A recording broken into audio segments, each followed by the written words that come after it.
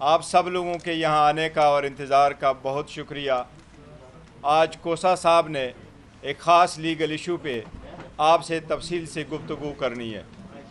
आपको अंदाज़ा हुआ होगा कि वो तफसील से गुफ्तगू करने का टॉपिक क्या होगा, लेकिन मैं आपको इसकी इब्तिदा इस तरह करता हूँ। पाकिस्तान तहरीक इंसाफ के लिए खान साहब ने बनवाई। खान साहब ने ये पार्टी 27 साल इंसाफ के लिए स्ट्रगल की, रूल ऑफ लॉ के लिए की। खान साहब ने अपने ख़ानदान में से किसी को नहीं रखा, अगर रखा तो पाकिस्तान के अवाम को अजीज़ रखा और उनके लिए स्ट्रगल करते रहें कि इस मुल्क में रूल ऑफ लॉ हो और क़ानून की बालादस्ती हो और इंसाफ सब के लिए बराबर हो और एक मुल्क में एक क़ानून हो। इस सब चीज़ों के बावजूद आपने देखा है कि खान साहब पे 200 से ज़्यादा केसेस बनाए गए हैं। वो सारे केसेस सियासी बुनियादों पे बने हुए हैं। वो सियासी बुनियादों पे केसेस न सिर्फ ये कि इसकी इब्तिदा सियासत की बुनियाद है, बल्कि वो बेसलेस केसेस है, फ़कत तंग करने के लिए हैं और कंप्रोमाइज़ करने के लिए हैं। उनमें से एक केस ऐसा भी है जो अलकादर यूनिवर्सिटी ट्रस्ट का है, जो ट्रस्टी कभी ओनर नहीं होता, वो केस भी नेब ने बनाया है। नेब पॉलिटिकल विक्टिमाइजेशन करते हुए दूसरा केस भी बना रहा है, तो शखाना नंबर 2। लेकिन अलकादर केस का ट्रस्ट आलमोस्ट कंक्लूजन को आ गया है। उसका फ़ैसला किसी भी वक्त हो सकता है, चाहे कि हफ्ता हो या 2 हफ्ते हो। लेकिन बहुत अनफॉर्चुनेट है कि उससे रिलेटेड कुछ ऑब्जर्वेशन दी गई हैं चीफ जस्टिस ऑफ पाकिस्तान काजी फ़ाइसा साहब की तरफ से। काजी फ़ाइसा साहब ने ना सिर्फ ये कि उन्होंने ऑब्जर्वेशन दी है, बल्कि ऐसी ऑब्जर्वेशन दी है जिसका उस केस के मेरिट के साथ ताल्लुक़ है। सुप्रीम कोर्ट के मुसल्लम असूल हैं कि जो केस सुप्रीम कोर्ट के सामने ना हो उस पर कभी कोई बात न की जाए। सुप्रीम कोर्ट के मुसल्लम असूल हैं कि जो अक्यूज़्ड या जो पार्टी सुप्रीम कोर्ट में केस के सामने ना हो, उसका नुमाइंदा सुप्रीम कोर्ट के सामने ना हो, उसका वकील सुप्रीम कोर्ट के सामने ना हो, कभी उस केस के बारे में, उस पर्सन के बारे में, उस अक्यूज़ के बारे में ऑब्जर्वेशन ना दी जाए।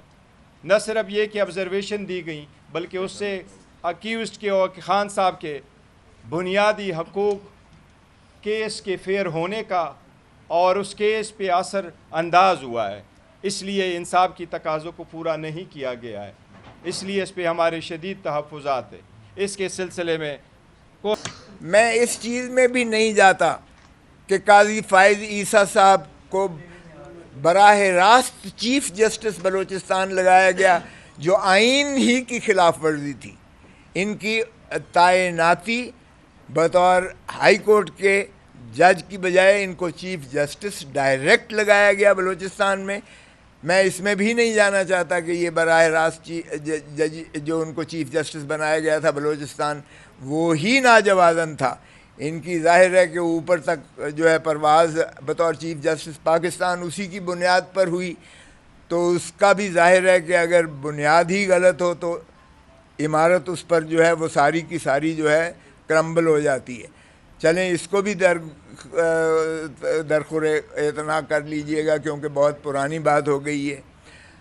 इनके ख़िलाफ़ बवजूद जो शवाहिद आए, इनके बच्चों के और बीवी के ख़िलाफ़ जो इनकी एसेट्स थे लंदन के, उनकी बुनियाद पर जो कि इनके ख़िलाफ़ एक रेफरेंस की गई, और वो रेफरेंस जो है उसमें पहले 10 जज साहिबान ने फ़ैसला किया कि इनका जो है FBI इनका जायज़ा ले, और वो 6-4 की निस्बत से हुआ था। बाद में रिव्यू में 4-6 की रिवर्स हो गया और ये क्वाश कर दी गई इनके ख़िलाफ़ कार्रवाई प्रोसीडिंग्स को। और उस दिन से ये जनाब उस वक्त के प्राइम मिनिस्टर इमरान खान साहब को जो है वो फरामोश नहीं कर सके। और माशाअल्लाह सरीन खोसा हैं, वो इनकी वाइफ मेरी कौम से मुताल्लिक़ हैं।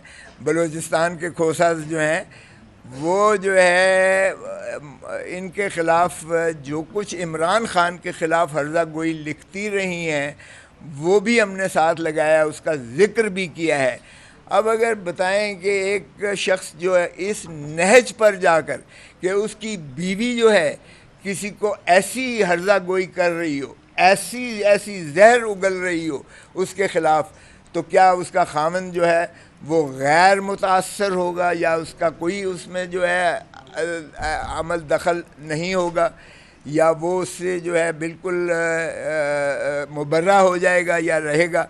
तो ये भी हमने लिखा है कि जनाब ये चीज़ मवाद जो हमारे सामने आया है, आपकी भी बेगम साहिबा बहुत ज़्यादा हमारे ख़िलाफ़, इमरान ख़ान साहब के ख़िलाफ़ बहुत ज़्यादा लिखती रही हैं और ये तहरीरी चीज़ें हैं, तहरीरी चीज़ें हैं, इसलिए इससे इनकार भी नहीं। बात तो ये है कि रेफरेंस की उसकी आज तक फरामोश नहीं कर सके। दूसरा, इनकी बेगम साहिबा ने बहुत कुछ लिखा है इमरान ख़ान के ख़िलाफ़।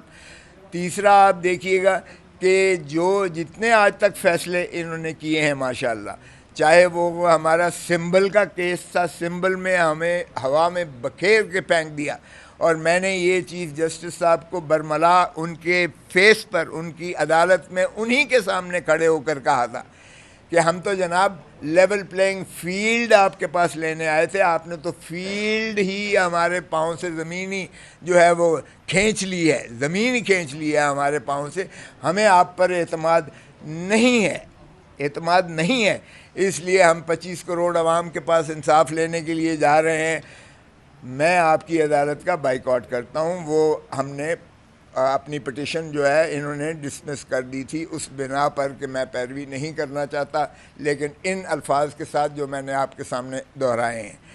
फिर आप देखिएगा कि ये इनके ख़िलाफ़ साबका चीफ़ जस्टिस गुलजार अहमद ख़ान साहब ने, गुलजार अहमद ख़ान की 5 रुकनी बेंच ने जुडिशल फ़ैसले में लिखा, जुडिशल फ़ैसले में, कि जो इमरान ख़ान के ख़िलाफ़ कोई मुकदमा होगा उसमें काजी फ़ायज़ ईसा बतौर जज के बेंच पर नहीं बैठेंगे। ये जुडिशल फ़ैसला है, आज तक इसको किसी ने सेटिसाइड नहीं किया है, मुस्तरद नहीं किया है, फिर आप कैसे बैठ सकते हैं? जो इमरान ख़ान या तहरीक इंसाफ के मुताल्लिक़ जो मुकदमा हो। और फिर हम देख रहे हैं कि जितने फ़ैसले आ रहे हैं हमारे MNAs को, रिसेंटली आप देखें क्या हुआ कि हाई कोर्ट ने फ़ैसला दिया कि जब इलेक्शन कमीशन जो है उसको कोई इख्तियार नहीं रहता है, जब कंसोलिडेशन ऑफ रिज़ल्ट्स हो जाता है, जब MNA नोटिफाई हो जाता है, जब वो हल्फ ले लेता है, जब ट्रिब्यूनल बन जाते हैं, तो उसके बाद आर्टिकल 225 ही आता है, रीकाउंटिंग नहीं हो सकती। यहाँ 20 हमारे ऐसे MNA हैं जिनका रीकाउंटिंग करवा के जीते हुए, जो मेरा एक उम्मीदवार जो है वो 8000 वोटों से जीता हुआ था, रीकाउंट में 11,000 डबल स्टैंपिंग करके, 11,000 डबल स्टैंपिंग करके उसको 3,000 वोटों से हरा दिया। अब उसको काजी साहब ने MNA बना दिया है उसकी पिटिशन को एक्सेप्ट करके, और इसी तरह बाकी लोगों की भी कर दी है। और फिर जब के एक्ट में मौजूद था कि सर्विंग जजेस जो है वही ट्रिब्यूनल बनेंगे।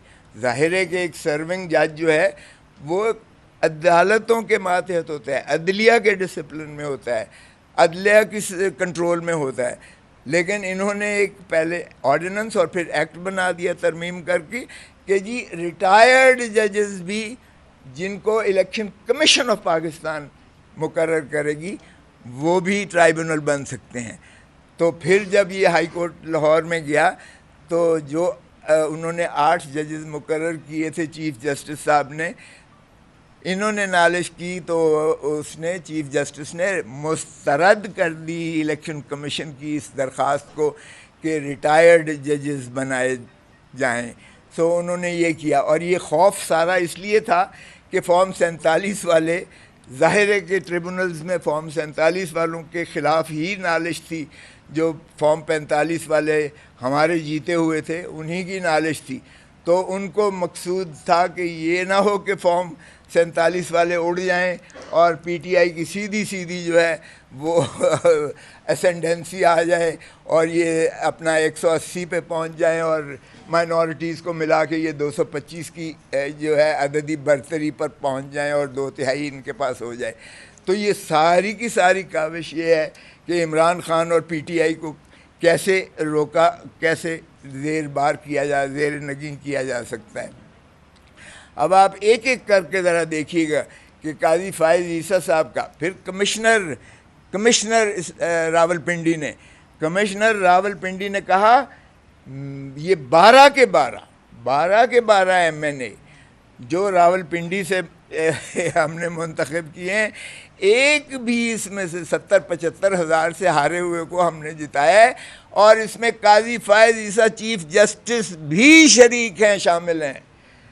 यानी एक कमिश्नर भी कह रहा है कि चीफ जस्टिस ऑफ पाकिस्तान काजी फायज़ ईसा इस साजिश में शामिल हैं। फिर आप देखिएगा एक और मजाक जो किया काजी फायज़ ईसा साहब ने कि एक लाहौर हाई कोर्ट के सीनियर जज ने फैसला दिया और कि जी एग्जीक्यूटिव के जो है वो रिटर्निंग ऑफिसर्स नहीं होंगे, हम जुडिशरी से देखते हैं। यानी ये तो जाहिर है कि हमेशा judicial officer he with stand करता है, इसलिए कि उसके ऊपर वर्दी वाला प्रिवेल नहीं कर सकता। एग्जीक्यूटिव की क्या औकात है बाबा? एग्जीक्यूटिव को तो जाहिर है कि जहां आपके बैठे हुए हैं, हर ज़िले में सेक्टर कमांडर बैठा हुआ है, हर ज़िले में ब्रिगेडियर बैठा हुआ है, कर्नल बैठा हुआ है, मेजर बैठा हुआ है। उन्होंने जाके रिटर्निंग ऑफिसर के ऑफिस पे कब्ज़ा किया, उसकी मजाल है कि वो कुसक सके। लेकिन क्या जुडिशल ऑफिसर को इस तरीके से मरऊब कर सकते हैं? काजी फायज़ ईसा साहब ने सिर्फ ये नहीं किया कि उसके ऑर्डर को सस्पेंड कर दिया, लाहौर हाई कोर्ट के उस ऑर्डर को सस्पेंड कर दिया, बल्कि वकील को कंटेम्प्ट नोटिस भी दे दिया कि तुम ऑब्स्ट्रक्शन कर रहे हो। अब अंदाज़ा करें कि फिर काजी साहब ने ये फैसिलिटेट किया, सहूलतकारी की कि जनाब आप एग्जीक्यूटिव को ले लें, जो मनपसंद आपका रिटर्निंग ऑफिसर है, जो आपका लायबल रिटर्निंग ऑफिसर है, उसको ले लें और जो गुलछरे उड़ाने हैं जिस तरह से करें। अवाम भाड़ में गई, जहाँ मर्जी रद्दी की टोकरी में फेंकें, अवाम की कोई हैसियत ही नहीं है। अगरचे 8 फरवरी को अवाम ने अपने आप को मनवाया, जिस ताकत से, जिस जुर्रत से अवाम ने जाके बाहर निकल के फ़ैसला दिया। काजी साहब के उस फैसले को उन्होंने बिल्कुल जो है परवाह नहीं की कि इन्होंने बखेर के फेंक दिया। किसी को आलू मिला, किसी को बैंगन मिला, किसी को जो है कटोरा मिला, किसी को खिड़की मिली, किसी को पता नहीं जूता मिला, सिंबल्स। ये भी एक ऐसी मज़मूम काविश थी कि ये कन्फ्यूजन का शिकार हो जाए। और फिर आप देखें कि जिस तरह से हमारे खान साहब को अभी तक अंदर रखा हुआ है, हमारी पिटिशन्स ही नहीं लगाई जाती हैं। हम अर्ली हियरिंग की, मैंने खुद अपने केस, जो खान साहब का केस है, उसमें 10-20 दरख्वास्तें दी हैं अर्ली हियरिंग की, नहीं लगाते। लेकिन दूसरी तरफ से पिटीशन आती है 1 मिनट में लग जाती है वो।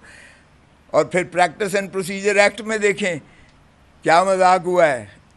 5 रुकनी बेंच है, पहले साबका चीफ जस्टिस की सस्पेंड करके जाती है, ये उसको उड़ा के परे मारते हैं आके। और उस वक्त तक ये डिफायंस करते हैं जब पहले साबका चीफ जस्टिस ने एक लार्जर बेंच बनाई थी जिसमें काजी फायज़ ईसा खुद बेंच का हिस्सा थे। ये उठ खड़े हुए, बाकायदा वॉकआउट किया, बाइकआउट किया। कभी जज बाइकआउट कर सकता है, वॉकआउट कर सकता है? इससे बड़ी मिसकॉन्डक्ट क्या हो सकती है?